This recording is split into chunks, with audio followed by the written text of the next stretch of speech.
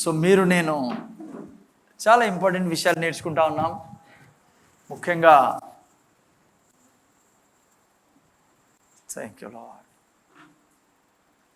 కృప గురించి నేర్చుకుంటా ఉన్నాం. చాలా ఇంపార్టెన్స్ విషయాలు నేర్చుకుంటా ఉన్నాం. ముఖ్యంగా ఈ యొక్క విషయాలను మీరు వినేటప్పుడు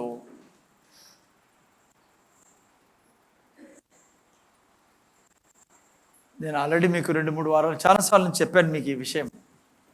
నేను కూడా ప్రిపేర్ అయ్యేటప్పుడు ఒక ప్రశ్న నాకు ఎప్పుడు వస్తూ ఉంటుంది, ప్రభా వీళ్ళకి అర్థమవుతుందా లేదా అని. కానీ నిజం మీకు చెప్తున్నాను, వినపడుతుందా మీకు బ్రదర్ దీపక్, వినపడుతుందా? ఎందుకంటే ఇప్పుడు మీరు వింటానే విషయాలు, ఈ యొక్క విషయాలు చాలా మీకు కొద్దిగా డాక్టరినల్ ఇష్యూస్ కాబట్టి చాలా కొద్దిగా బరువుగా ఉండొచ్చు, లేకుంటే కొద్దిగా అర్థం చేసుకునే కూడా కొద్దిగా ఇబ్బంది పడవచ్చు. కానీ ఇవి అర్థం చేసుకోవాలి. నేను ఇప్పుడు చెప్తున్న విషయాలు పాపం గురించి, కృప గురించి, ఈ డాక్టరిన్ విషయాలు తెలియక అనేక మంది క్రైస్తవులు చాలా బలహీన జీవితం జీవిస్తున్నారు. అసలు ఎందుకు యేసుప్రభుని రక్షకుడుగా అంగీకరించుకున్నాము కూడా తెలియని వాళ్ళు ఉన్నారు. చర్చికి వస్తున్నారు, ప్రభు రక్షించాడు, ఆరంభంలో సువార్త అందింది, పశ్చాత్తాపడ్డారు, బాప్తిజం తీసుకున్నారు. ఆ తర్వాత నేను చూశాను, నా జీవితంలో కూడా చూశాను.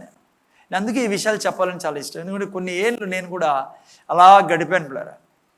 అసలుకి చాలా ఇంత గొప్ప దేవుణ్ణి కలిగి ఉండి కూడా సరైన జ్ఞానం లేక, వాక్య జ్ఞానం లేక, అనుభవించాల్సింది భూమి మీద అనుభవించలేక, ఎందుకంటే జ్ఞానం లేదు కాబట్టి, దేవుణ్ణి అర్థం చేసుకోక అలా చాలా సంవత్సరాలు నేను కూడా వేస్ట్ చేసుకున్నా. అందుకే నేను పాస్టర్ అయిన తర్వాత నేను దేవునితో చెప్పాను, ప్రభువా నేను ఏ సంఘంలో పాస్టర్గా ఉన్నా అక్కడ న్యాయం చేయాలని. ఇక్కడికి వచ్చిన వాళ్ళు ఎవరు కూడా అన్యాయం చేయబడకూడదు. అంటే నీ గురించి సంపూర్ణంగా వారికి నేను తెలియజేయాలి సంఘానికి. ఎందుకంటే దేవుడు సంఘం పెట్టిండేది సంఘాన్ని క్రీస్తు సారూప్యంలోకి తీసుకురావడానికి రంగంలో, అంటే యేసు ప్రభులాగా చేయడానికి సంఘం పెట్టాడు దేవుడు.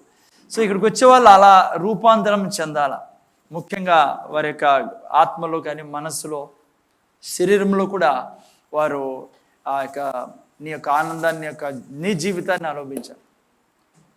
సో అందుకనే నేను అబ్జర్వ్ చేసింది ఏమంటే, చాలామంది క్రైస్తవులకి ఈ విషయాలన్నీ తెలియక చాలా నామినల్గా బ్రతికే వాళ్ళు ఉన్నారు. లేదంటే అది చెప్పాను కదా, అనుభవించాల్సింది ఆ యొక్క జీవితాన్ని అనుభవించుకొని ఉన్నారు. అందుకనే నాకు చాలా ఇష్టం ఈ యొక్క కొద్దిగా మీకు కష్టం అనిపించినా, నాకు కష్టం అనిపించినా, మీకు తెలియదు ఎంత టైం స్పెండ్ చేయాల్సి వస్తుందో ఈ విషయాలు బయటికి తీసుకొచ్చేదాన్ని. సో సింపుల్గా నేను కూడా మీకు రాజుల గురించి, అవి మంచిది, చాలా అవసరం. నేను చెప్పాను కూడా, ప్రతి రాజు గురించి చూసుకున్నాం మనము. సింపుల్ లైక్స్ చాలా ఈజీ నాకు అవి. నేను చెప్తున్నా, నాకు టైమే అవసరం లేదు, కొద్దిగా టైం పెడితే చాలు దేవుని సన్నిధిలో. ఈ చిన్న విషయాలు నేను తీసుకురాగలను. కానీ వద్దు, అట్లాంటివి కాదు, నేను ప్రాపర్గా చర్చికి ఏం అవసరమో అవి చెప్పాలని. సో అందుకనే మీరు వినేటప్పుడు జాగ్రత్తగా వినండి, చాలా లాభం చేకూరుస్తాయి వీళ్ళు. ఇదే మీకు అనుక్షణము ఆనందంగా ఉండజేసే విషయాలు ఇప్పుడు మీరు ఇక్కడ వింటున్న విషయాలు. బైబిల్లో ఒక మాట రాయబడింది పిల్లరా, జ్ఞానం లేక నా ప్రజలు నశిస్తున్నారని. నా ప్రజలు అన్నాడు దేవుడు. అందుకే బైబిల్లో మీరు చూస్తే సామెతల గ్రంథం 23:23 చూస్తే రాయబడింది ఏంటంటే, అక్కడ సామెతల గ్రంథం 23:23 నువ్వు జ్ఞానాన్ని కొనుక్కో అని రాయబడింది. జ్ఞానం చాలా అవసరము. నువ్వు యేసు ప్రభుని రక్షకుడుగా అంగీకరించిన తర్వాత సత్యమును అమ్మివేయక దాన్ని కొనుము. జ్ఞానమును, ఉపదేశమును, వివేకమును ఉంచుకొను. జ్ఞానం చాలా అవసరం. లేకుంటే జ్ఞానం లేకనే నా ప్రజలు అంటే ఏం జ్ఞానం లేక, యేసు ప్రభు ఏం చేశాడు నా జీవితాల్లో, ఇప్పుడు మీరు నేను ఎవరు, అసలు ఎందుకు ఉన్నామేడా. ఎందుకంటే వెలిగింపబడిన మనకే జ్ఞానం లేకుంటే ఇంకొకరికి ఏం చెప్పగలం? లేకుంటే మనమే ఆనందంగా జీవించుకోకుంటే ఇంకా ఇతరులకి దేవుని గురించి ఎరుగని వారికి మనం ఏం చెప్పగలం, లేదంటే ఏం చూపించగలం? అందుకే జ్ఞానం చాలా అవసరం పిల్లలు. ఏ జ్ఞానము నువ్వు నేను ఎవరం? ఇప్పుడు యేసయ్యను ప్రభుగా స్వీకరించాలి, ఎవరు మనం? అందుకే 4:7 కూడా చాలా మంచి మాట రాబడింది. సామెతలు 4:7 కూడా ఏం రాబడింది? అక్కడ చూస్తే మీరు జ్ఞానముని కొనుక్కోమని రాయబడింది కదా. అదే జ్ఞానమును సంపాదించుకున్నటయే జ్ఞానమునకు ముఖ్యాంశము. నీ సంపాదన అంతా ఇచ్చి బుద్ధిని సంపాదించుకోవడం. బుద్ధి, జ్ఞానం, వివేకం, వివేచన ఇవన్నీ లైక్ దగ్గర పదాలే. ఏం రా, నీ సంపాదన అంతా ఇచ్చి మనము సంపాదన వస్తుందంటే జ్ఞానాన్ని విడిచిపెట్టి సంపాదన దిక్కు పరిగెడతాం. చాలామంది రాకపోవడానికి కారణం అదే కదమ్మా. ఎక్కడో ఏదో దొరుకుతుంది, ఆ బంధువుల దగ్గర ఏదో దొరుకుతుంది, ఇలా ఉండే. చాలామంది మీలో 10 గంటలకు వచ్చేవాళ్ళు, 10:30కు వచ్చేవాళ్ళు కూడా ఉన్నారు. మీకు అర్థం కాదు. అందుకే మీ జీవితం బాగలేదు. సారీ, ఏమనుకోవద్దని నేను సత్యం చెప్పాలి. మీకు మీ జీవితంలో పనులు జరగకపోవడానికి కారణం ఏం తెలుసా? మీరు ఆయన్ని గౌరవించడంలా, మీరు ఆయన్ని కూడా అందరిలాగా ప్రవర్తిస్తే ఆయనతో కూడా నువ్వు ఏడన్నా పోయి లేటుకు పోగాని దేవుని దగ్గర లేట్ రాదు. నువ్వు రిపేర్ అయ్యేంత వరకు నీ జీవితం అట్లే ఉంటుంది. నువ్వు ఏ రోజు చెప్తావో నేను నీకు లోబడతా, నువ్వు దేవుడవే, అంతవరకు నువ్వు ఇబ్బందుల్లో ఉంటావు. మళ్ళీ నువ్వు అంటావు, ఎందుకో నేను చర్చికి పోయినా నా పనులు జరగడంలే, దేవుడు ఏం చేయడంలే. లేదు, తప్పు నీది. సో అందుకే గుర్తుపెట్టుకోండి. ఇప్పుడు మీరు కూడా మీ పిల్లలు తేడాగా ఉన్నారనుకో, అంటే తేడా అంటే తెలుగు ఏమంటారు, సొట్టగా ఉన్నారనుకో, సొట్టగా వంగరుగా అనంతపురం భాషలో సొట్టగా ఉన్నారనుకో, నువ్వు కూడా అన్ని వానికి ఏమి ఇవ్వు. ఎరా సొట్టోడు నువ్వు చక్కగా ఉంటే నీకు అన్నీ ఇస్తాను. అదే మంచిగా చక్కగా ఉండే పిల్లలు ఉన్నారనుకోండి, వాళ్ళకి ఏమైనా ఇచ్చేకరే. దేవుడు కూడా అంతేవరకు నువ్వు సొట్టగా ఉన్నావు, నీకేమైనా ఇచ్చే సొట్టగే ఉంటావు. నువ్వు చక్కగా అయిన తర్వాత దయతో కరెక్ట్ టైం రండి. ఓకే, ఎనీహౌ ముఖ్యంగా నేను చెప్పాల్సింది, అమ్మ ఏం కొనాలంట? నువ్వు నీ దగ్గర సంపాదన అంతా ఇచ్చి నీకు ఇచ్చే ఆ 10,000 20,000కి పరిగెడతావే దినము రాత్రి. ఆయన నీ గురించి ఏమంటాడు తెలుసా? ఆకాశ వాకులు తెరిచి ఇచ్చే దేవుడు ఆయన. నువ్వు పెట్టుకునే స్థలం లేనంత ఇచ్చే దేవుడు. ఆయన్ని పక్కన పెడతావు, నువ్వు ఆయన్ని మొదటిగా పెట్టు. అది అక్కడ అంటానేది. నీ సంపాదన అంతా ఇచ్చి ఏం కొనుక్కో, నేనేం చెప్తానని అది తీసుకోను. అది అది అది నీకు జీవితం ఇచ్చేది. అర్థమవుతుందా? అందుకే 5:13 ఒక మంచి మాట రాయబడింది. యెషయా గ్రంథం 5:13 నాకు చాలా ఇష్టమైన వాక్యం. తెలుగులో ఇంకా బాగా రాసింది. ఎందుకంటే నేను జ్వరంతో పీడించబడతాను, అందుకే అని రాయబడింది. అమ్మ ఎందుకు జ్వరంతో పీడించబడతా అనేది చూడు. కావున నా ప్రజలు ఏం లేక ప్యాంటు షర్ట్ లేక కాదు, లేని బట్టలు లేక కాదు, చదువు లేక కాదు. ఇక్కడ కూర్చొని నాకంటే బాగా చదువుకున్న ఉన్నారు. అమ్మ ఏం లేక, నా ప్రజలు జ్ఞానం లేకయే. చాలామంది అంటారు, నీకు తెలుసు సార్ ఉద్యోగం లేకయే, గవర్నమెంట్ ఉద్యోగాలు వదలకే, లేకుంటే నా బిజినెస్ లేక. నో అబ్సల్యూట్లీ అబద్ధం నువ్వు చెప్తాండేది. నీ దగ్గర జ్ఞానం లేకపోవడం వల్లే నువ్వు బీదోడు వీరసు. ప్రభువుని తెలుసుకున్న తర్వాత గురించి చెప్తున్నా. ప్రభువుని తెలుసుకోకుండా అది వేరే లైఫ్ అనుకోండి, దాని గురించి ఏం మాట్లాడలేదు. నువ్వు యేసయ్యను రక్షకుడుగా తెలుసుకున్న తర్వాత, ఆయన ఎవరో అర్థమైన తర్వాత, నీ దగ్గర ఈరోజు ఏం లేకపోయినా దానికి కారణము నీ దగ్గర జ్ఞానం లేదు. ఆయన ఎవరో నువ్వు అర్థం చేసుకోలేక, ఆయన్ని గౌరవించక, ఆయన నమ్మకోకుండా ఉన్నాను, ఆయన మీద ఆధారపడుకోకుండా ఉన్నావు. అందుకే సమస్య. ఓకే, అక్కడ ఏం రాబడింది? కావున నా ప్రజలు జ్ఞానం లేకపోవచ్చు.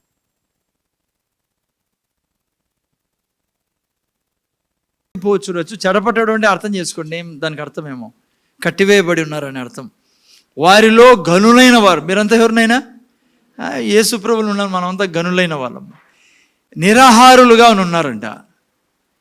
ఆ తర్వాత సామాన్యులు దప్పి చేత జ్వరపీడితులగుదురు. నీ జ్ఞానం లేకుండా నువ్వు సామాన్యుడిగా ఉంటే నువ్వు అంటే నీకు సమస్యల్లో నువ్వు అయి వెళ్తా అంటావు.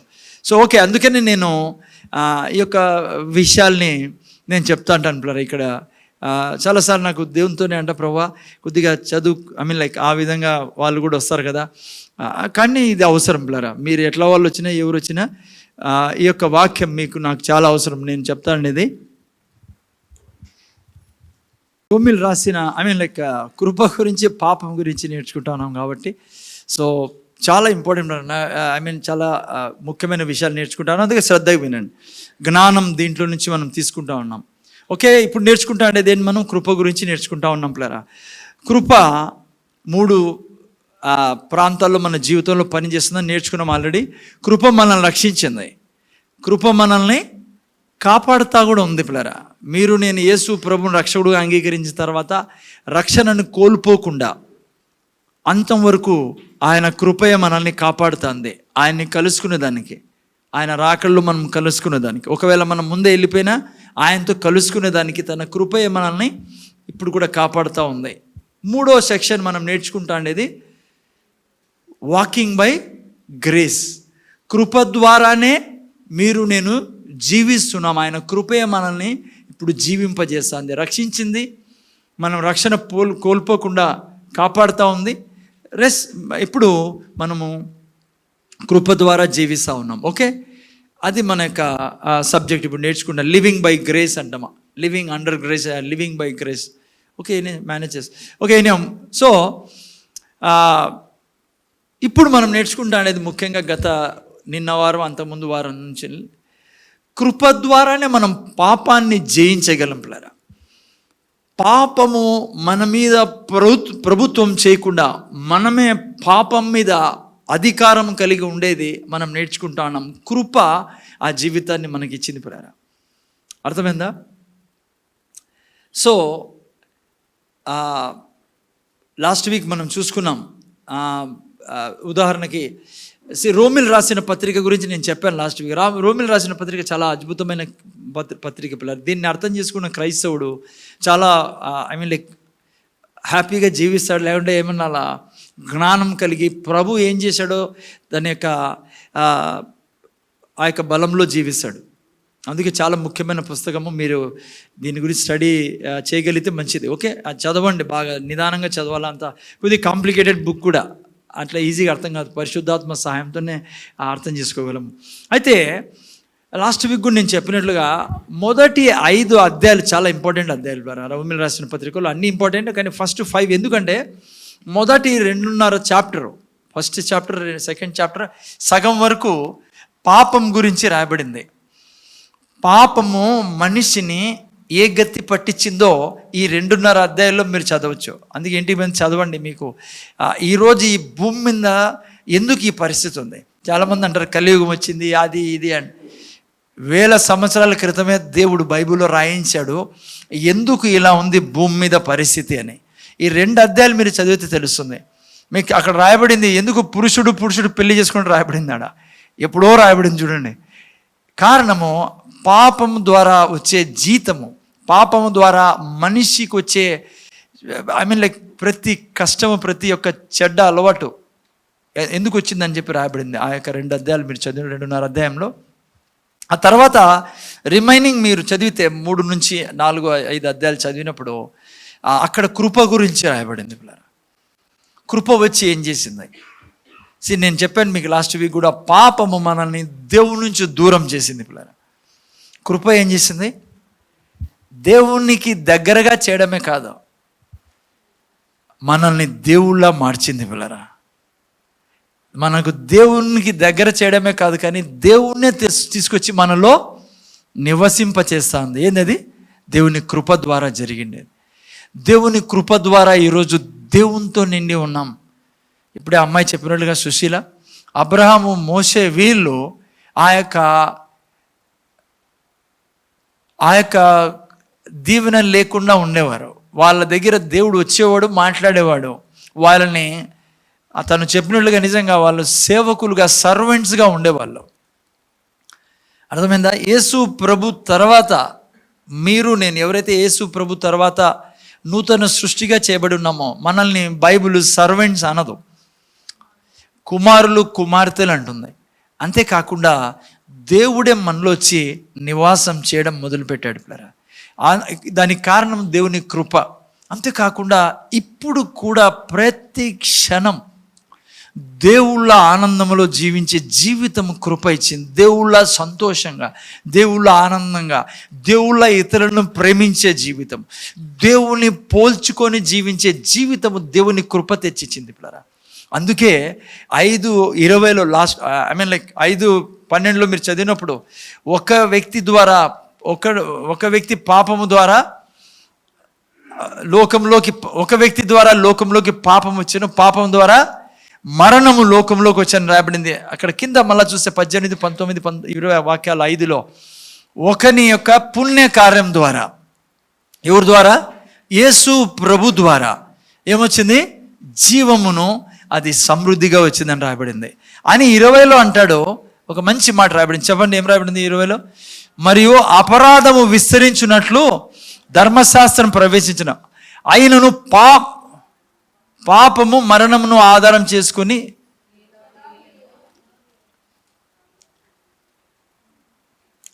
ఎక్కడ పాపము విస్తరించను అక్కడ కృప విస్తరించను. ఏదది? 25:20 ఇంగ్లీష్లో అయితే 21లో ఉంది, తెలుగులో 21. తెలుగు ఇంగ్లీష్ కొద్దిగా మీరు అలాగే నిత్యజీవం కలుగుడికి కృప మన కింద పాపం ఎక్కడ విస్తరించనో అక్కడ కృప అపరిమితంగా విస్తరించను. అర్థమైందా పిల్లరా? ఏంటి దానికి అర్థము? ఆదాము ద్వారా పాపం ఈ లోకంలోకి వచ్చింది. పాపం విస్తరించి పాపం ప్రతి మనిషిని బంధించి పెట్టింది పిల్లరా. ఈరోజు ప్రతి పీడ కారణము పాపమే. పాపము మన జీవితాలని ఎంత నాశనం చేసిందో మీరు మొదటి 2 అధ్యాయాలు చదవండి, రోమిలు రాసిన పత్రిక తెలుస్తుంది మీకు. అయితే ఇక్కడ చూస్తే మీరు కృప ఏం చేసింది? కృప అపరిమితంగా దానికి మించి దేవుని యొక్క కృప మనకు రావాల్సినవన్నీ తెచ్చిచ్చింది పిల్లరా మన జీవితంలో. అందుకే బైబిల్ ఉంటుంది మనము మరణంలో లేము, ఇప్పుడు జీవంలో ఉన్నామని. సో ఈ విషయాలు మీకు నాకు తెలిసిందలా క్రైస్తవుడిగా. ఇవే సాతాను మనకు తెలియకుండా ఇంకా మనల్ని వాని చేతుల్లో పెట్టుకోవాలనుకుంటాడు. అందుకే జ్ఞానం చాలా అవసరం. ఈ జ్ఞానం అవసరం మీకు నాకు.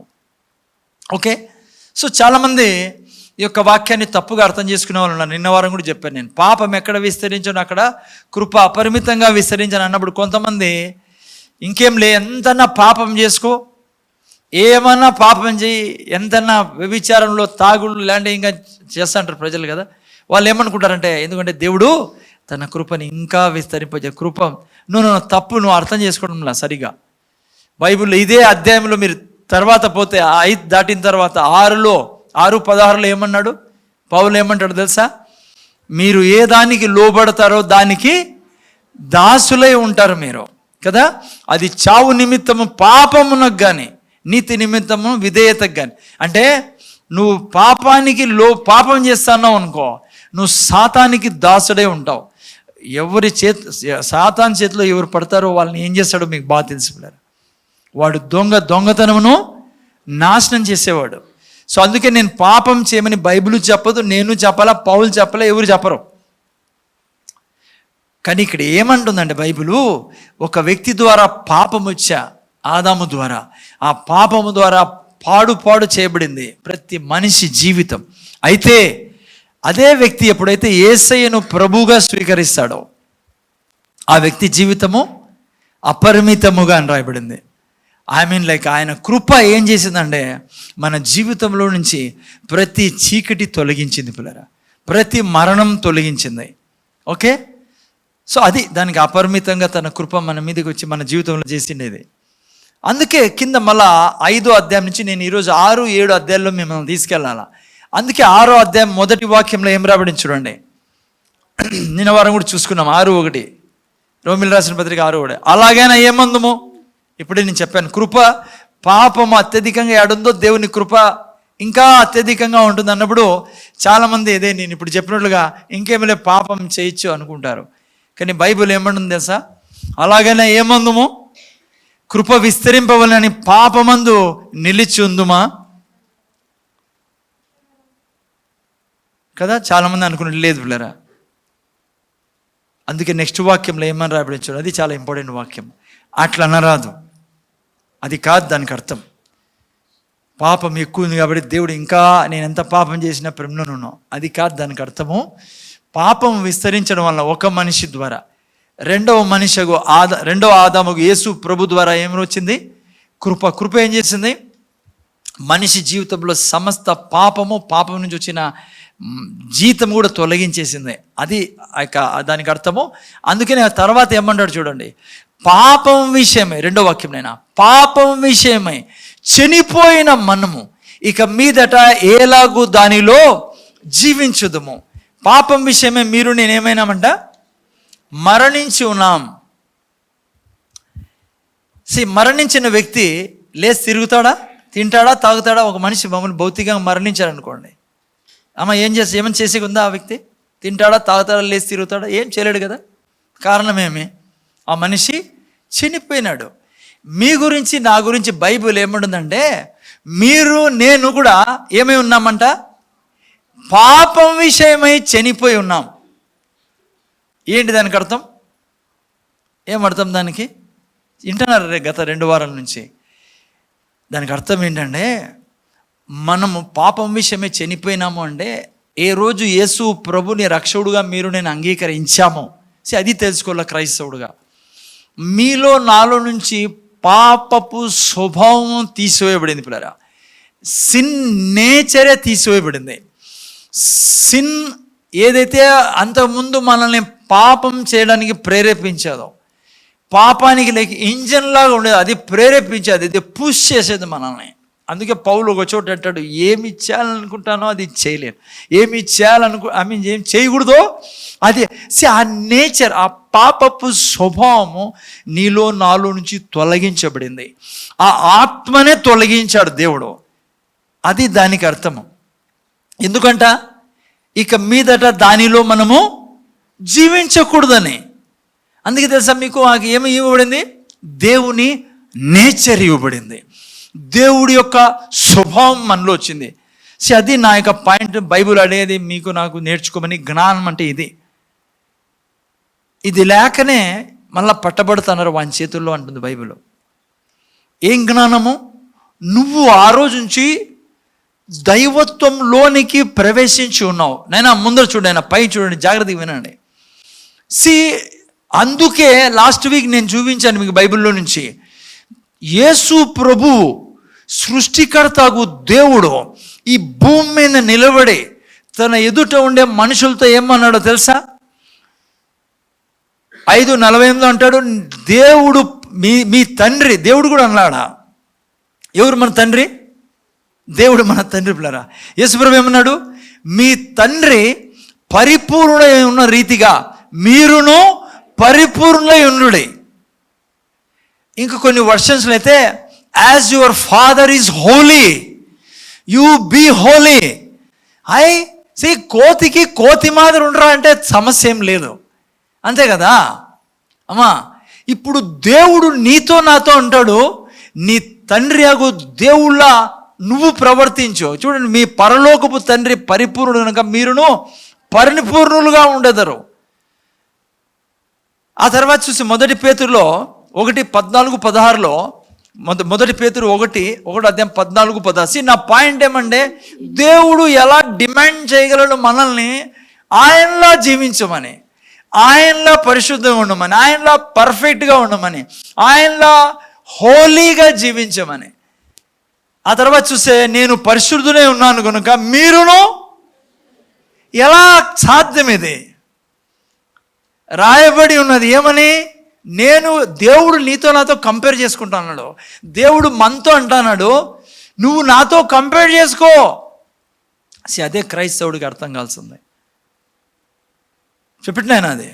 నేను లేక అక్కడ పరిపూర్ణ అంటాడు, ఇక్కడ పరిశుద్ధత అంటాడు. నేను పరిశుద్ధుడై ఉన్నాను. మా దేవుడు పరిశుద్ధుడా కాదా? ఎంతమంది చెప్తారు దేవుడు పరిశుద్ధుడు గారు సార్ అని? దేవుడు పరిశుద్ధుడు, కానీ నీకు తెలుసా నువ్వు పరిశుద్ధుడివే. అది క్రైస్తవుడు తెలుసుకోవాలరా. అక్కడ బంధించబడతాం మనము. యేసు ప్రభు చనిపోయి తిరిగి లేచింది ఎందుకు తెలుసా? ఆయన స్వరూపం పోలిక తిరిగి నీకు ఇవ్వడానికి. మొదటి ఆదాము తొలగించాడు పాపము ద్వారా, ఆయనకు పుట్టామప్పుడు. అదే స్వభావం మనలో ఉన్నది. ఇప్పుడు మీరు నేను ఏ స్వభావంలో ఉన్నాం? దేవుని స్వభావంలో ఉన్నాం పిల్లరా, దేవుని నేచర్లో ఉన్నాం. అందుకే బైబిల్ ఉంటుంది, అట్లా అనరాదు, పాపం విషయమై చనిపోయిన మీరు ఇంకా ఎలా పాపం చేయగలరు? అర్థమైందా మీకు నాకు? హలో, మీరు నేను పరిశుద్ధులు గనుక, దేవుడు పరిశుద్ధుడు కనుక, నేను పరిశుద్ధుడై ఉన్నాను గనుక మీరును పరిశుద్ధులై ఉండుడి. అది జరిగిండేది యేసు ప్రభుని రక్షకుడుగా అంగీకరించిన రోజు. సింపుల్గా నేను ఆడు జ్వరం వస్తాడా, డాక్టర్లు బాగా కాదని నేను చర్చికి పోయింటి, అయిపో చేయి పెట్టి ప్రాణం చేసా, ఆ రోజే బాగుంది అందుకే చర్చికి పోతాను. బాప్తిజం తీసుకోమని వాళ్ళు చెప్పి బాప్తిజం తీసుకున్నా. ఓకే, అవన్నీ జరిగిండొచ్చు నీ జీవితంలో, నువ్వు చిన్న బిడ్డవు కాబట్టి ఓకే. కానీ నువ్వు అలాగే ఉండొద్దు. నువ్వు ఎవరో తెలుసుకో. నువ్వు ఎవరో తెలుసుకుంటేనే నువ్వు ఎలా జీవించాలో అలా జీవించగలవు. సో అందుకే నీవు నేను దేవుని స్వభావంలో ఉన్నాం. అందుకే ఈ భూమి మీద బ్రతికే ప్రతి క్షణము నువ్వు నేను కంపేర్ చేసుకోవాల్సింది దేవునితో పిల్లరా, యేసు ప్రభుతో. అందుకే యేసు ప్రభు వచ్చి దేవుడు ఎవరో చూపించాడు. మనిషిగా బ్రతికి దేవుడు ఎలా జీవిస్తాడో చూపించాడు. దేవుడు ఎలా అద్భుతాలు చేస్తాడో చూపించాడు. దేవుడు ఎలా ప్రవర్తిస్తాడో చూపించాడు మనకు ఒక మనిషి రూపంలో. ఇప్పుడు మీరు నేను ఆయన్ని పోలి జీవించాలా. అందుకే బైబిల్ అంటుంది, ఎవరైతే యేసు క్రీస్తులో ఉన్నారో వారు యేసు ప్రభు ఏమై ఉన్నాడో వారు అదే ఉన్నారండి. 1 యోహాను 4:17 as Jesus is so we are. So ఇది జరిగిండేది మీకు నాకు. అయితే వచ్చే ప్రశ్న, ఇమీడియట్ ప్రశ్న, అంతా బాగుంది సార్, మళ్ళీ ఎందుకు పాపం చేస్తానా నేను, ఎందుకు నాతో పాపం జరుగుతుంది? అది కదా పెద్ద సమస్య. ఫస్ట్ ఇది తెలుసుకుంటే నువ్వు రెండోది చాలా ఈజీ సాల్వ్ చేయడం. ఎందుకు అలా జీవిస్తున్నావు అంటే గత 2-3 వారాలు చెప్పాను నేను. నీ మనస్సు ఇంకా పాతది కాబట్టి. ఏం కొత్తగా చేయబడింది? ఆత్మ. నువ్వు ఎవరివి? ఆత్మవి. నువ్వు ఏం చేయబడ్డావు? క్రొత్తగా చేయబడ్డావు. అందుకే బైబిల్ ఏముంటుంది? ఎందరైతే క్రీస్తునందు ఉన్నారో వారు క్రొత్త సృష్టి, పాతవన్నీ ఇదిగో సమస్తమును. కానీ మనస్సు పాతదిమా. అది క్రైస్తవుడు ఈ భూమి మీద చేయాల్సిన పని. ఈ మనస్సును నేనేం చేయాలా? నువ్వు ఏమై ఉన్నావో దాని ద్వారా ఈ మనస్సుని నింపుకోవాలా. ఈ మనస్సుని నింపుకున్నప్పుడు శరీరము మనస్సు మాదిరి పనిచేస్తుంది. శరీరాన్ని నడుపుతానేది ఎవరు? తెలుగులో ఇంగ్లీష్ డ్రైవ్ శరీరాన్ని నడుస్తా. ఓకే, నువ్వు చెయ్యి ఎత్తుతానేది ఎట్లా చెప్పు? ఎవరు చెప్తే ఎత్తుతున్నావు అమ్మా? ఎవరు చెప్తే? అందుకే ఎవరైనా లైక్ మైండ్ క్లాట్ అయ్యి లేకుంటే బ్రెయిన్ చెడిపోయిన వాళ్ళు ఎట్లుంటారు? పారాలిటిక్గా ఉంటారు ఉన్నారా?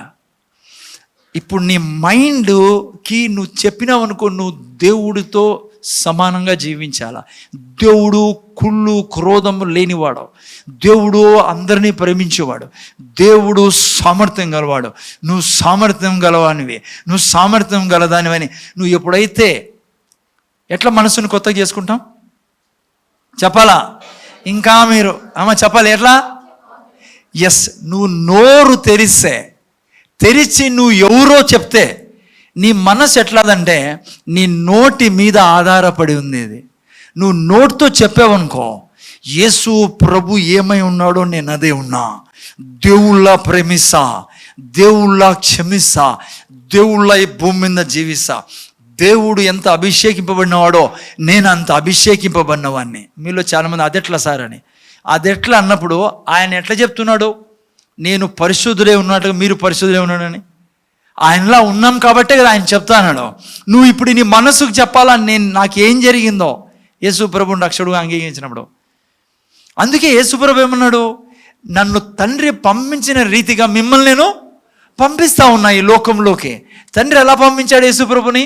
పరిశుద్ధాత్మతోనూ సామర్థ్యంతోనూ అభిషేకించి పంపించాడు. ఇప్పుడు నేను ఎలా పంపబడ్డాము?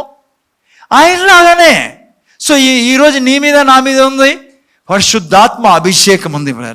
పరిశుద్ధాత్మతో నింపబడి ఉన్నాం, అంతేకాదు సామర్థ్యంతో నింపబడి ఉన్నాం. అందుకే కదా యేసుప్రభు పోయి సర్వలోకానికి మీరు నాలాగా సువార్త ప్రకటించి, ఆ తర్వాత ఏం చేయాలి? నాలాగా దయ్యాలు, నాలాగా రోగుల్ని స్వస్థపడి, నేను చేయు కార్యములన్నీ మీరును చేయరు. సో ఇప్పుడు ప్రాబ్లం ఎక్కడుంది? సో దాన్ని ట్రాన్స్ఫార్మ్ చేసుకునే దానికి ఏం చేయాలా? వాక్యం చెప్పాలా పిల్లరా? ఓకే, సో ఇది మనం నేర్చుకుంటా ఉండేది. సో నువ్వు ఆ వాక్యం చెప్పే వ్యక్తివైతే ప్రతి క్షణం దేవుళ్ళ ఈ భూమి మీద జీవిస్తాం. మనం దేవుడు కాదు, దేవుళ్ళము. కోతికి ఆ ప్రాబ్లం లేదు పిల్లరా. కోతి అంటే ఎందుకు చెప్పండి? కోతికి పుట్టింది కాబట్టి. క్రైస్తవులకి ఎక్కడ లేని ప్రాబ్లము. ఏం ఆ మాట అంటావు సార్, నేను పాపాత్ముని, గెడ్డిని, ఇంకేమో ఉన్నాయి డైలాగ్స్ అన్నీ చెప్పి చెప్పి నీ మనసు ఏమంటుంది తెలుసా? అందుకే పిల్లలు అంటారు ఈడ, సంతోషంగా లేరు మీరు దేవునాలు, ఎందుకుంటావు సంతోషంగా? వారం అంతా పురుగో గెడ్డో పామో అని చెప్పి నిన్ను నువ్వు పరామర్శించుకుంటా జీవించావు. నువ్వు వారమంతా నువ్వు ఒక అగ్ని స్తంభానివే, నీ మీద అగ్ని స్తంభం ఉంది.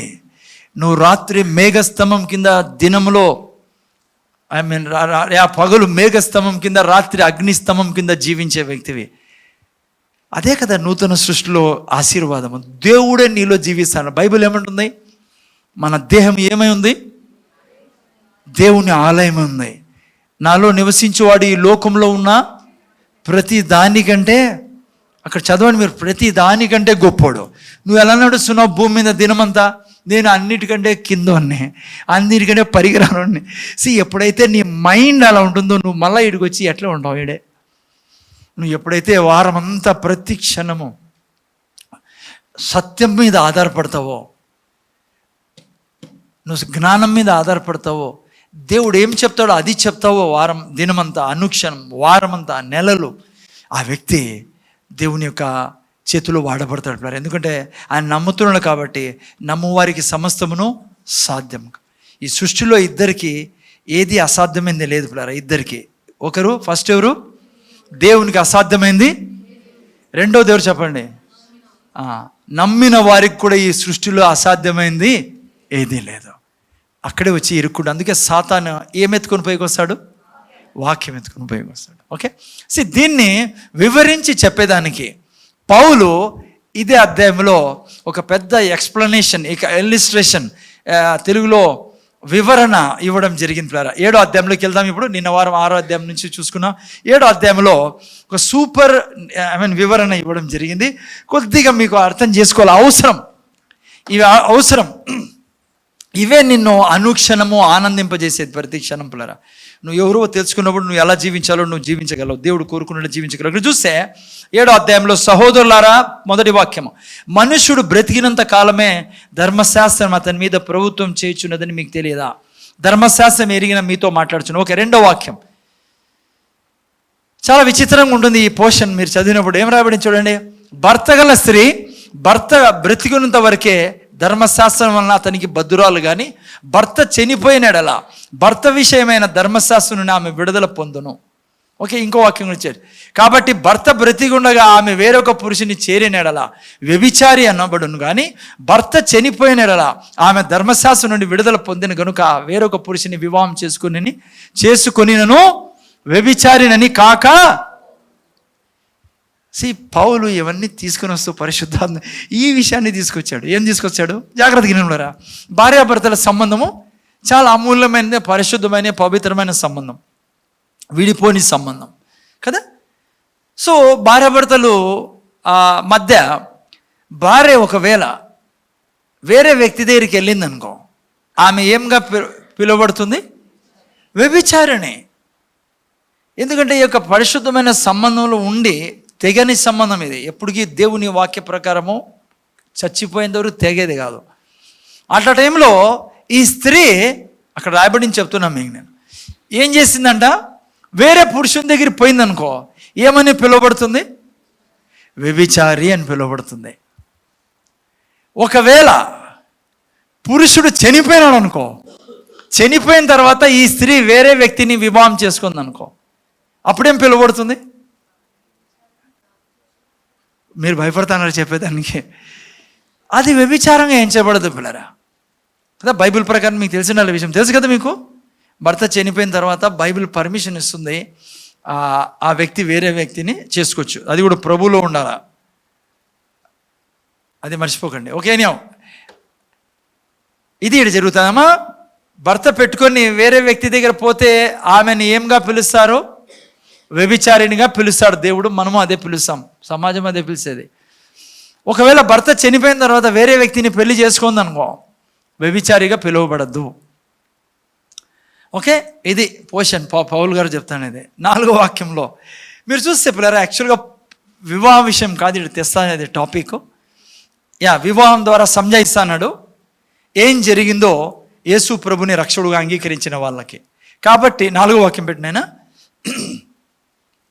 కావున నా సహోదరులారా, మనము దేవుని కొరకు ఫలం ఫలించినట్లు మృతుల్లో నుండి లేపబడిన క్రీస్తును వేరొకని చేరుటకే మీరును ఆయన శరీరం ద్వారా ధర్మశాస్త్ర విత్తమే మృతులేరు. ఓకే, ఇక్కడ చూస్తే యాక్చువల్గా మ్యారేజ్ గురించి కాదు కానీ చెప్తానేది, మీకు నాకు పెళ్ళైందని చెప్తాన్నాడు. ఎవరితో?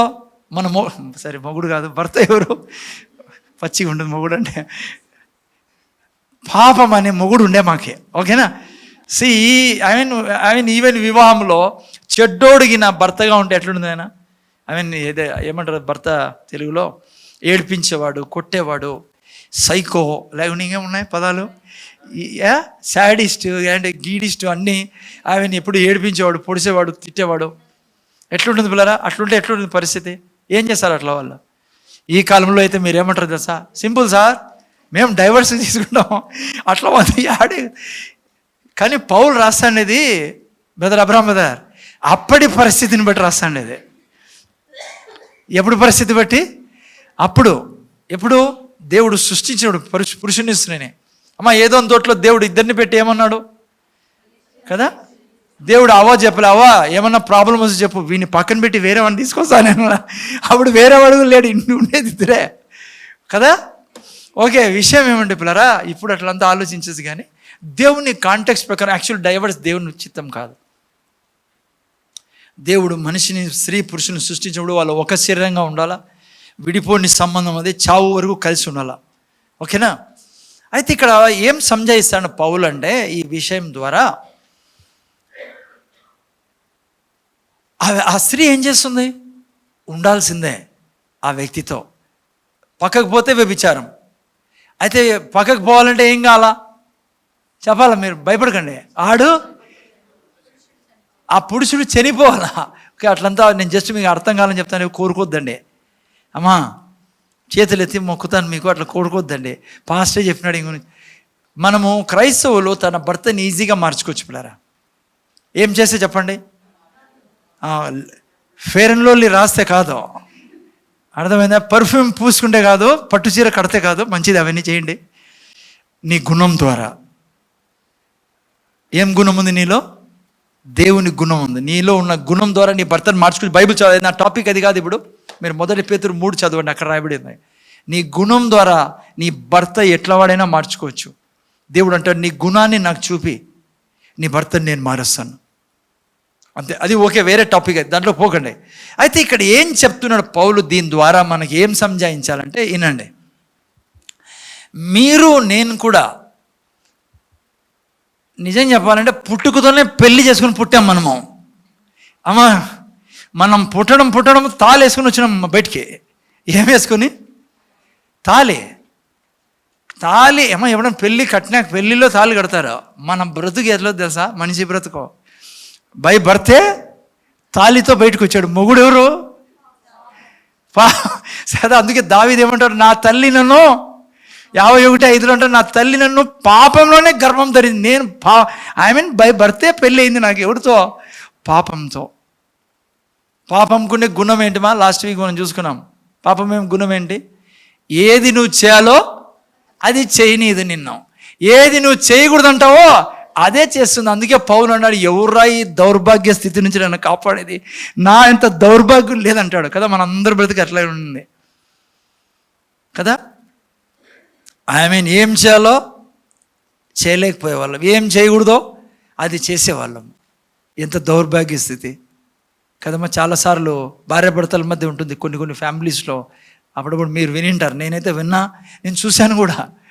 ఈ మనిషి ఎంత దుర్మార్గంగా ఉంటాడంటే పిల్లరా. వీడు రాకముందే మందు ఆమె రెడీ చేసి పెట్టాలా. చూసారు అట్లా? ఇతను ఇంకా రాకముందే ఇంటికి నీళ్ళు, స్టూలు, టేబుల్, కేచే అన్నీ పెట్టాలా. బాటిల్ కూడా తెచ్చి రెడీకి పెట్టాలా వీడి కోసం, ఈ మనిషి కోసం. దాంతోపాటు మటను, చికెన్ ఏదో ఉంటుంది. సరే, అంతటితో విడుస్తావా అంటే ఇటు విడిసాడు. వీడు ఆడే కూర్చోమంటాడు. వీడు తాగుతా అంటాడు, తిడుతా అంటాడు. ఆమె తింటానలా, వీడు తాగుతా అంటాడు. వీడు తింటా అంటాడు, ఆమెను కొడతా అంటాడు కాంతో. మళ్ళీ అంటాడు, ఆడికి పోతే దగ్గర రా, ఈడరా, లేదంటే చంపేస్తాను నిన్ను, పొడిచేస్తాను నిన్ను కదా. ఇట్లా వాళ్ళు ఉన్నారు పిల్లరా, ఎంతో పీడించుకొని తినేవాళ్ళు. కొంతమంది రాత్రి అంతా పండుకొని పాపం భార్యనే. వీళ్ళు ఎవరు ఉన్నారు ఇక్కడ? అట్లా ఉండకూడదు అది కదా. రాత్రి అంతా పొడుసానే ఉంటాడు. ఏందో ఒకటి పొద్దున్నే నువ్వు ఉప్పు వేయలే, మీ నాయన ఇట్లనే, నువ్వు చీర అట్లా దేలు కట్టుకున్నావు, సైకో వీడు. నువ్వు నిలబడుకుంటే వేళ, నువ్వు వంకొంటి వేళ, కూర్చో, నువ్వు నీళ్ళు తాతి వేళ, నేను నా ముందర నీళ్ళు తాకుండా వాళ్ళ ముందర. అబ్బా ఎట్లుంటుంది జీవితము. పౌలు ఎందుకు రాస్తున్నానంటే అలా మన జీవితం ఉండే పిల్లరా. ఏ మొగుడుతో? ఈ పాపం అనే భర్తతో.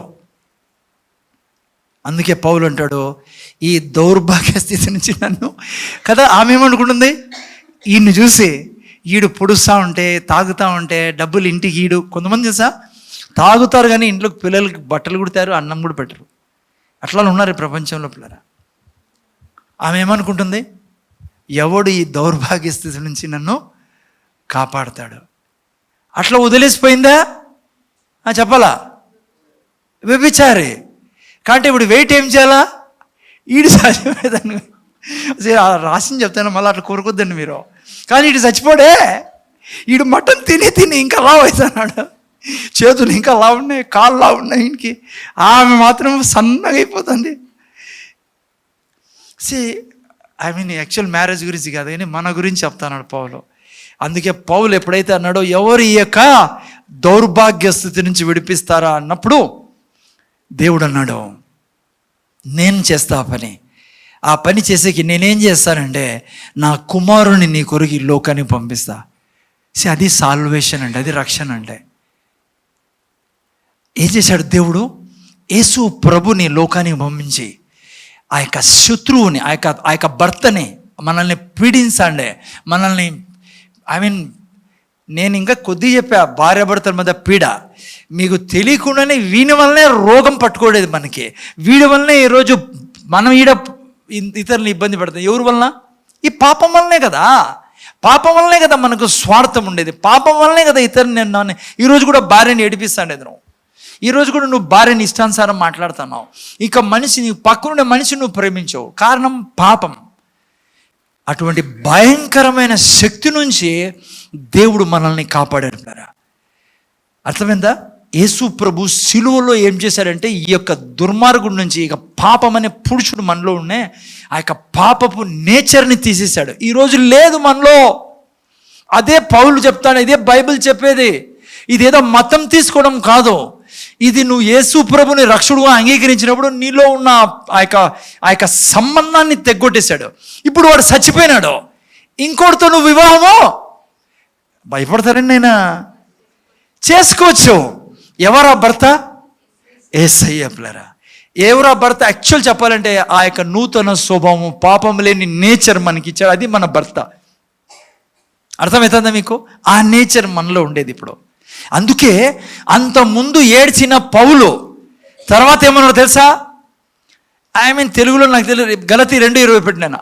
I am crucified with Christ, nevertheless I live, Christ lives in me. తెలుగులో, నేను క్రీస్తుతో కూడా సిలువ వేయబడి ఉన్నాను, ఇక నువ్వు జీవించేవాడును నేను కాదు, నా యందు క్రీస్తు జీవిస్తున్నాడు. నేను క్రీస్తుని ఇప్పటి నుంచి, నేను అభిషక్తుని, నేను దేవుని బిడ్డని. I am anointed of God. అది జరిగినది నేను యేసు ప్రభుని రక్షకుడుగా స్వీకరించినప్పుడు దైవత్వంతో నింపబడి ఉన్నాం బ్లరా. అదే నేను ధ్యానించాల్సింది దినమంతా. మిగతావన్నీ మన జీవితంలో వచ్చి పడతాయి పిల్లరా. మిగతా మీకు ఏం కావాలో వచ్చి పడతాయి. అసలు ఫస్ట్ నువ్వు ఎవరై ఉన్నావో దాన్ని నువ్వు స్వీకరించాలా. అందుకే పౌలు అంటాడు, నేను క్రీస్తుతో కూడా సిలువ వేయబడ్డాను. ఆయన ఎప్పుడైతే చనిపోయాడో పాపం కొరకు, నేను చనిపోయాడు. నేనంటే ఎవరు? నేను ఆత్మని. ఏ ఆత్మని? పాతాత్మని. చనిపోయి ఉన్నాను, ఇక నువ్వు జీవించువాడును. ఆ పాత మనిషి కాదు, ఇక నుంచి జీవించేవాడు ఎవరు? క్రీస్తు నా యందు జీవించున్నాడు. నేను ఇప్పుడు శరీరమందు జీవించుచున్న జీవితము నన్ను ప్రేమించి నా కొరకు తన్ను తాను అప్పగించుకున్న దేవుని కుమారుని ఎందలి విశ్వాసం వలన జీవించున్నాను. అంటే దానికి అర్థం తెలుసా? Faith of Jesus. అంటే యేసు ప్రభు ఎవరో అదే జీవితం నాకు లభించింది. ఆయన ఎలా జీవించాడు, నేను అలా జీవిస్తాను. ఆయనలాగా నేను కూడా సామర్థ్యంతో, అభిషేకంతో, మహిమతో దేవుని చిత్తాన్ని నెరవేర్స్తా ఈ సృష్టిలో. ఆయనలాగా దురాత్మల మీద రాజ్యం చేస్తాను నేను. ఆయనలాగా రోగుల్ని స్వస్థపరుస్తాను. ఆయనలాగా క్యాన్సర్ని బయటికి తీస్తాను నేను. ఆయనలాగా ప్రతి చీకట్లో ఉన్న మనుషుల్ని వెలుగులోకి నడిపిస్తా. I'm living by the faith of Jesus. Yesu ప్రభు, అందుకే బైబిల్ అంటుంది యేసు ప్రభు ఏమై ఉన్నాడో మీరు నేను అదే ఉన్నాం. కానీ ఒక సమస్య ఉంది, ఇంకోటి. మళ్ళా ఏం సమస్య సార్ అంటారా? ఈమెకు కొత్త భర్త వచ్చాడు. ఎవరికి? ఈమెకి. ఎందుకంటే వాడు చచ్చిపోయినాడు కాబట్టి. అర్థమైందా? కానీ ఈనాలి ఇప్పుడు కొత్త భర్త వచ్చాడు, కానీ ఈమె పాతదే కదా. అంటే లోపల కొత్త భర్త వచ్చాడు మనకి, కానీ ఇది పాతదే కదా. ఇప్పటికి ఏం ఆలోచిస్తుంది తెలుసా ఈమె? ఈడాడ కొడతాడు నాకే, ఆడ మాదిరే. ఈడాడ కాదు కొడతాడో, ఈడాడ చేత్తో కొడతాడో, ఈడాడ నన్ను ఇబ్బంది పెడతాడో, ఏమంటాడో, ఏం చేస్తాడో. ఎందుకంటే అనుభవం పాతదే.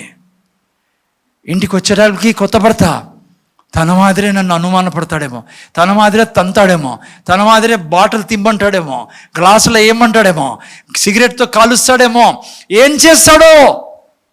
అదే క్రైస్తవ జీవితం ఈరోజు. అది పౌలు యొక్క ఇబ్బంది. పౌలు సంజయిస్తాండి. అది ఏం సంజయిస్తాడు? నువ్వు నేను విడుదల పొందుకొని ఉన్నామా. నీ పాత మనస్సు ఇప్పటికి ఏమంటుంది తెలుసా? నేను పాపిని, దేవుడు నన్ను కోపడతాడేమో, దేవుడు నన్ను శిక్షిస్తాడేమో, సాతాను నాకంటే బలమైనోడు, నేనేం చేయలేను, నేను అయోగ్యుడను, ఏం చేయగలను నేను, నా చేత ఏమవుతుంది. పౌలు అంటాడు, నేను ఆయనతో పాటు చనిపోయి పాతి పెట్టబడి తిరిగి లేచినాను. రోమిల రాసిన 6:3 ఇదే అధ్యాయంలో మీరు చదివితే నేను చదివిన మీకు. అందుకే రోమిల రాసిన పత్రిక చాలా అద్భుతమైన పుస్తకం పిల్లరా. సో టోటల్గా ఏం చెప్తున్నాడంటే, ఈ స్త్రీ కొత్త భర్త వచ్చినా కూడా తను ఆలోచించే విధానం మార్చుకోలేకపోయింది. మీరు నేను కూడా మనలో ఉన్న జీవితాన్ని, కొత్త జీవితాన్ని మీరు నేను ఆనందించాలి పిల్లరా, మీరు నేను అనుభవించాలా. యేసయ్య ద్వారా ఏం జరిగిందో దాంట్లో జీవించాలా. అదే దాన్నే మళ్ళా అగైన్ ఏం ట్రాన్స్ఫార్మ్ కావాలా? కొత్త భర్త గురించి ఆలోచించాలా. ఈ కొత్త భర్త ప్రేమించే భర్త పిల్లరా. ఈ కొత్త భర్త నీ మీద దయ చూపేవాడు. ఈ కొత్త భర్త నీ కోసం సమస్తం తెచ్చినవాడు. నీలో ఉన్న ఆత్మ క్రొత్త ఆత్మ, నీలో ఉన్న నువ్వు నూతన సృష్టివి అని 7వ అధ్యాయం అంతా ఇదే పిల్లరా.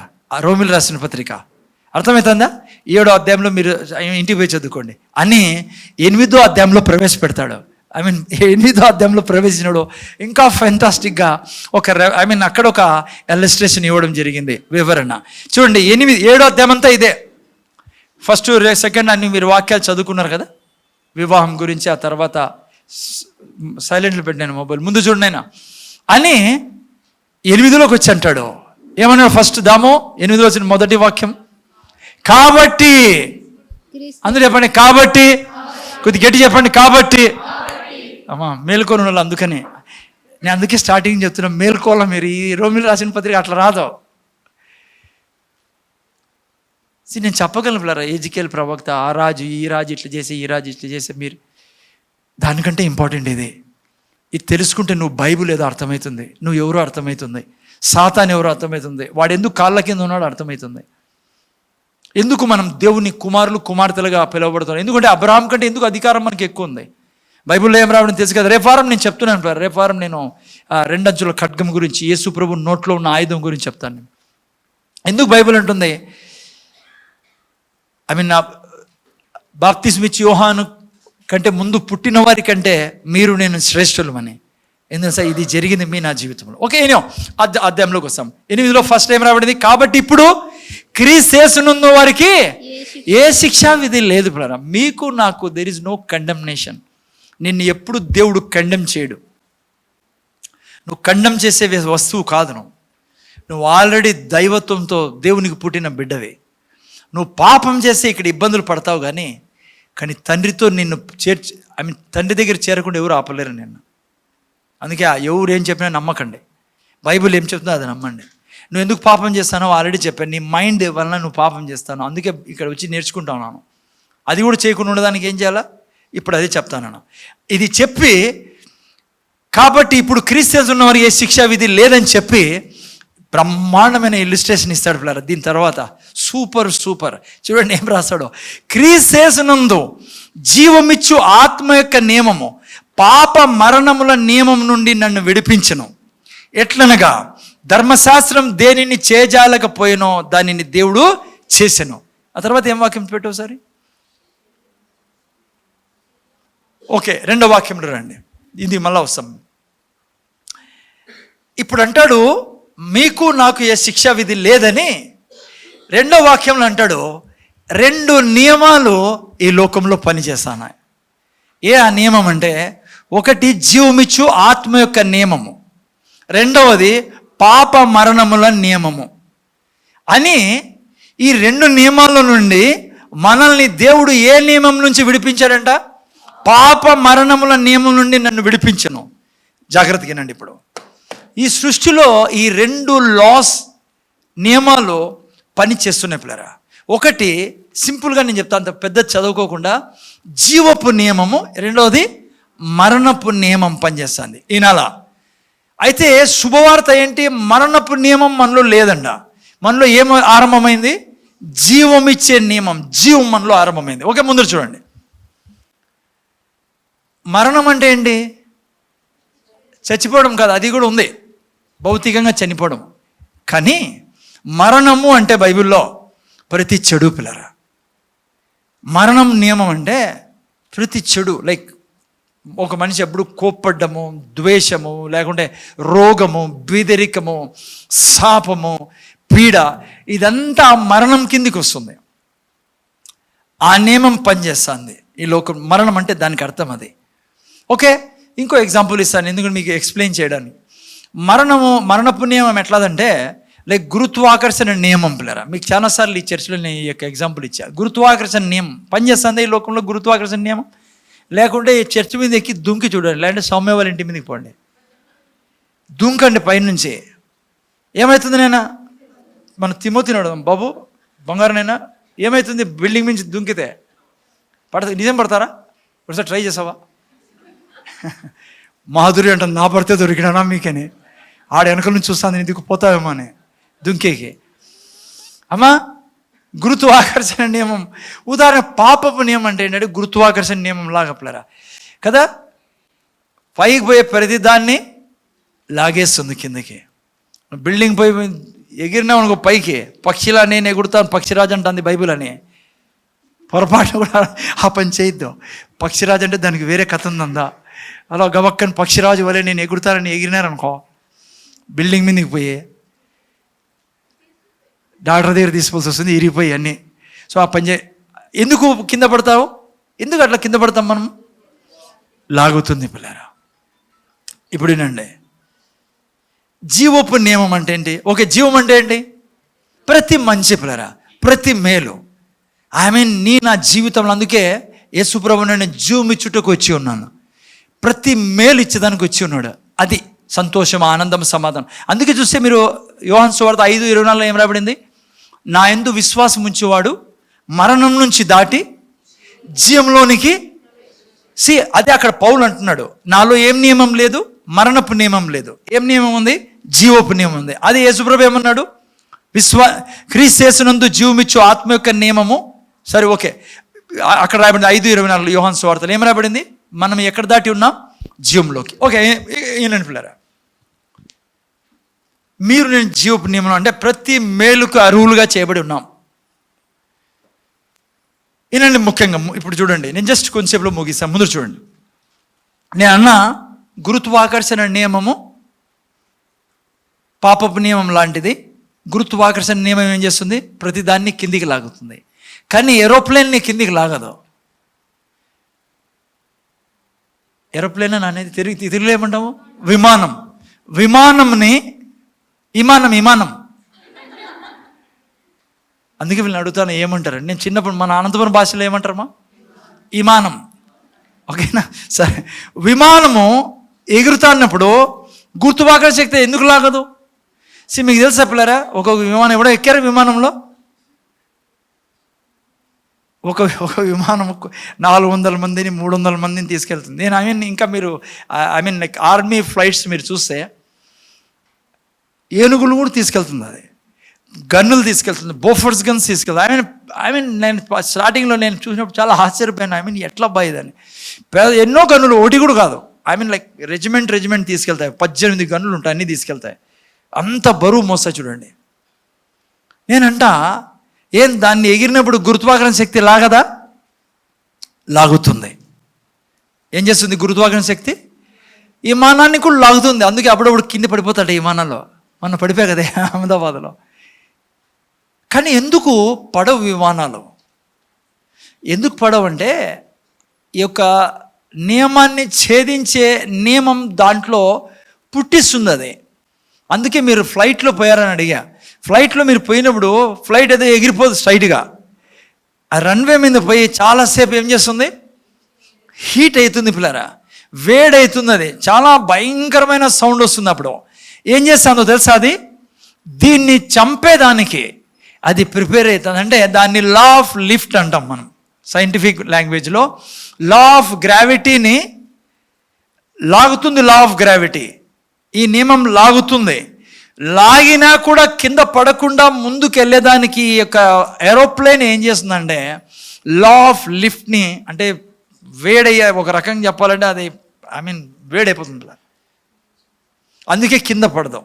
అంత 100 మంది కూర్చోన్నా కూడా ఫ్లైట్లో, అంత బరువు మోసుకొని పోతాను కూడా, అంత లగేజ్ మోసుకొని పోతాను కూడా. అదే పౌలు ఇక్కడ అంటాడు. అది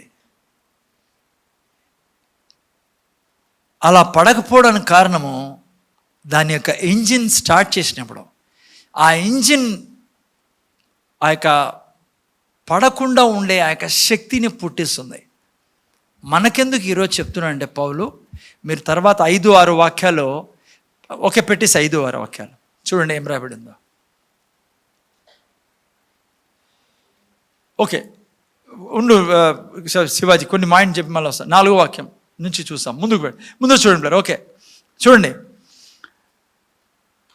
అయితే ఏ రీతిగా ఆ యొక్క ఏరోప్లేన్ పడకుండా ఉండేదానికి తన ఇంజిన్ వేడి చేసి ఇంజిన్ స్టార్ట్ అయిన తర్వాత శక్తి పుట్టిస్తుందో, బైబిల్లో మీకు నాకు కూడా దేవుడు మీరు నేను ఎగిరేదానికి ఒక ఇంజిన్ పెట్టాడు. ఆ ఇంజిన్ పేరేంటి? గట్టి చెప్పాలి. ఆ ఇంజిన్ పేరేంటి? నాకు తెలుసు మీరు ఏం చెప్తా, అందుకే అడుగుతాను. ఏమి ఆ ఇంజిన్ పేరు? 12 ఏళ్ళ నుంచి తిని ఏందది? నా నాలుక. అందుకే బైబిల్లో ఇంగ్లీష్లో చాలా బాగా రాయింది. 18:20-21లో సామెతల గ్రంథంలో నాలుకలో ఏముంది? ఏ జీవము? ఎగిరే జీవములారా. నాలుకలో జీవం ఉంది, మరణం కూడా ఉంది. సో జాగ్రత్తగా వినండి. ఈరోజు ఏ రీతిగా ఏరోప్లేన్ ఎగరకోకుండా కింద పడకుండా ఎగురుతుందో ఆ యొక్క లా ఆఫ్ లిఫ్ట్ వలన దేవుడు మనలో కూడా ఈ యొక్క పాపపు లోకంలో మరణపు నియమం పనిచేస్తానే లోకంలో ఈ పాపంలో పడకుండా నాకు విమానంలో దేవునితో ఎగిరే, అంటే దేవుని యొక్క సామర్థ్యంలో ఎగిరేదానికి మీకు నాకు దేవుడు ఎక్కడ పెట్టాడు? శక్తిని నాలుకలో పెట్టాడు. నువ్వు ఎప్పుడైతే నోరు తెరచి నోట్లో దేవుని వాక్యాన్ని చెప్తావో అది నీ హార్ట్, నీ హృదయాన్ని విశ్వాసంతో నింపుతుంది. ఏం వినడం వలన విశ్వాసం వస్తుంది? వాక్యం. నువ్వు ఈ హృదయం ఎప్పుడైతే విశ్వాసంతో నిండుతుందో నీ మైండ్ని ట్రాన్స్ఫార్మ్ చేస్తుంది నీ హృదయం, ఆ శబ్దం. సో టోటల్లీ ఏం బైబిల్ చెప్తుంది మీకు నాకంటే, మీరు నేను ఎప్పుడైతే దేవుని వాక్యం ఏం చెప్తుందో అది చెప్తామో మన గురించి. ఉదాహరణకి, నేను నూతన సృష్టిని, పాతవి గతించెను, సమస్తం నూతనమాయను. ఇదిగో నేను పరిశుద్ధాత్మ అభిషేకంతో నిండి ఉన్నవాన్ని, దేవుని గుణగణాలతో నిండి ఉన్నవాన్ని. నిండి ఉన్నామా లేదా? మీరు నేను ఆత్మ ఏ రోజు రక్షణ పొందుకున్నామో ఆ రోజు దేవుని గుణగణాలు వచ్చాయి మీలో. ఎర్ర రాయబడింది? గలతీలు రాసిన పత్రిక 5:22లో మీరు చదివినట్లయితే అక్కడ ఏం రాయబడింది? ఆత్మ ఫలాలు ఏంటిమా? ప్రేమ, దయ, సంతోషం కదా. ఆత్మఫలం ఏమనగా ఏ ఆత్మఫలము అమ్మా? అదే క్రైస్తవులోని కన్ఫ్యూజన్. ఇది దేవుని ఆత్మ కాదు, ఇది మీన ఆత్మ. ఆత్మ ఫలములు ఏమనగా మీరు నేను ఏ రోజు దేవునికి పుట్టామో ఆ రోజు మీలో నాలో వచ్చిన నూతన ఆత్మకుండే గుణాలు ఏంటివి? ప్రేమ, సంతోషము, సమాధానము, దీర్ఘశాంతము, దయాళుత్వము, మంచితనము, విశ్వాసము, సాత్వికము, ఆశ, నిగ్రహం. జాగ్రత్త ముందు చూడండి. ఒకవేళ ఎవరైనా కాంట్రడిక్షన్ మీరు అన్నారనుకో, లేదు సార్ ఇది దేవుని ఆత్మవి అన్నాం. నేనంటా ఓకే, అది కూడా తప్పేముంది? దేవుని ఆత్మలో ఈ గుణాలు ఉన్నాయి కదా. మనం ఏ ఆత్మకు పుట్టిండేది? కోతికి కోతి పుట్టినట్లుగా దేవుని ఆత్మకు మనం పుట్టాం. మనలో ఏ గుణాలు ఉంటాయి? ఇవి అట్లా కూడా మీరు దోశ అట్లేసినా టేస్ట్ అదే వచ్చేది. ఓకేనా? ఇప్పుడు ఉండండి, ఏంటి నువ్వు నేను ఫ్లై కావాలంటే ఈ యొక్క లోకంలో ఉండే పాపము, శాపము, మరణము, చెడు నిన్ను లాక్కోకుండా నువ్వు ఎగరాలి అంటే నువ్వు నేను చేయాల్సిందేమో తెలుసా? నా ఇంజిన్ని స్టార్ట్ చేయాలా. నా ఇంజిన్ని నా నాలుకలో పెట్టాడు దేవుడు. ఎప్పుడైతే నువ్వు అంటావో నేను యేసయ్యలాగా, దేవుళ్ళలాగా, ప్రేమతో నిండిన వ్యక్తిని, దయతో నిండిన వ్యక్తిని, జాలితో నిండిన వ్యక్తిని, దేవుళ్ళ నేను క్షమిస్తా. బైబిల్లో నీకు ఆల్రెడీ మీకు చూపించా చాలాసార్లు. దేవుడు అంటాడు ప్రేమ గురించి మనం నేర్చుకున్నప్పుడు అన్నా నాలా క్షమించమంటాడు. నువ్వు ఎట్లా క్షమిస్తామా దేవుళ్ళలాగా మనము? ఎందుకంటే దేవుని నేచర్ మనలో ఉంది కాబట్టి దేవుళ్ళ క్షమిస్తాం. నిజమా కాదా?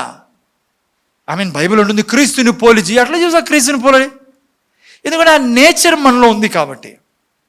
అయితే ఎందుకు పని చేయడంలా ఆ నేచర్ ఇప్పుడు మీలో నాలో? మన మైండ్ పాతదే కాబట్టి. అందుకే ఇప్పుడు పెట్టిన 4వ వాక్యము 8:4. 8:2-3లో మనం చూసుకున్నాం 2 నియమాలు ఉన్నాయని. 5వ వాక్యం నేను ముగిసన్నా. శరీరానుసారులు శరీర విషయముల మీద మనస్సునుంతురు, ఆత్మానుసారులు ఆత్మ విషయముల మీద మనస్సుంతురు. శరీరానుసారమైన మనస్సు మరణం. ఏమండి? శరీరానుసారమైన మనస్సు మరణం, ఆత్మానుసారమైన మనస్సు జీవమును సమాధానమై ఉన్నది. అదే మనకు పౌలు చెప్తున్నాడు. ఏమన్నాడు? 2 ఉన్నాడు, 2 పదాలు చాలా ఇంపార్టెంట్ పదాలు. నువ్వు శరీరానుసారంగా నడిస్తే నువ్వు మరణంలో మళ్ళా ప్రవేశిస్తావు. నీలో మరణ నియమం లేదు, నువ్వు జీవపు నియమంలో ప్రవేశించావు. కానీ నువ్వు శరీరానుసారంగా నడిస్తే, కానీ నువ్వు ఆత్మానుసారంగా నడిచావు అనుకో, 5వ వాక్యము ఏముంటుంది? నీలో జీవమును పెట్టినాను, ఎన్నికిపోనైనా జీవమును సమాధానం ఉంటుంది. ఈ యొక్క అధ్యాయం అంతా మీరు చదువు, సూపర్ అధ్యాయం. సింపుల్గా నేను ముగిస్తాను, ఎందుకంటే చాలా డిఫికల్ట్ కూడా మీకు చేయకూడదని. ఏం చెప్తుంది బైబిల్ మీకు నాకు? ఆత్మానుసారమైన మనస్సు కలిగి ఉండవు అంటే ఏంటి? నువ్వు ఎవరో బైబిల్లో నీ గురించి ఏం రాయబడిందో, నీ గురించి దేవుడు ఏం చెప్తానడో దాన్ని చెప్పు. నువ్వు శరీరానుసారంగా మాట్లాడకో, ఆత్మానుసారంగా మాట్లాడు. బైబిల్ ఏం చెప్తుంది, నువ్వు నీ గురించి ఏం చెప్తుందో అది నువ్వు చెప్పినప్పుడు నీ ఆత్మ, నీ మనస్సు, నీ శరీరం అలా పనిచేయడం మొదలు పెడతాయి. అందుకే మళ్ళా వస్తాను దాని మీదకే.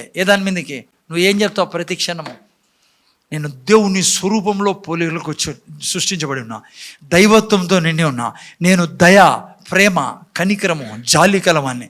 నేను నీకు చెప్తున్నా బిడ్డ, ఛాలెంజ్ ఇదే. నువ్వు నోటి నిండా దేవుడు ఏం చెప్తాడో అది పెట్టుకొనే మాట్లాడాలను. ఈవెందో నీలో కోపం వస్తానా, ఈ కోపం పోనేపోదు, చెడ్డ అలవాటు నాది అని లొంగకు. నువ్వు చెప్పాల్సిందేమో తెలుసా? దేవుళ్ళ నేను కూడా కామ, క్రోధ, లోభ, మద, మత్సరం లేని జీవితం నాదే. యేసు ప్రభు ఏమై ఉన్నాడు నేను అదే ఉన్నా. యేసు ప్రభు యొక్క గుణగణాలు నాలో ఉన్నాయి. నేను మనుషులను ప్రేమిస్తా, మనుషులను దయ చూపుతా, మనుషుల్ని క్షమిస్తా. యేసయ్య బీదోడు కాదు కాబట్టి నేను బీదరికాన్ని చూడను కాక.